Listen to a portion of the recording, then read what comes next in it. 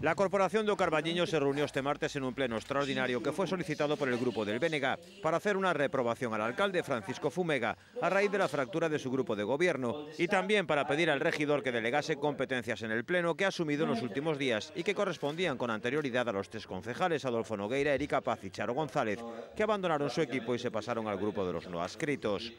Tras el debate y las distintas intervenciones que evidenciaron la nueva situación política en el concello carballinés, llegó el momento de votar el doble acuerdo propuesto por el grupo del BNG y el motivo de esta convocatoria de la sesión extraordinaria. El BNG aceptó una enmienda transaccional del Partido Popular para reprobar al grupo de gobierno en su totalidad, hasta la pasada semana integrado por 8 concelleiros, antes de que lo abandonaran Adolfo Nogueira, Rosario González y Erika Paz, ahora en los no adscritos.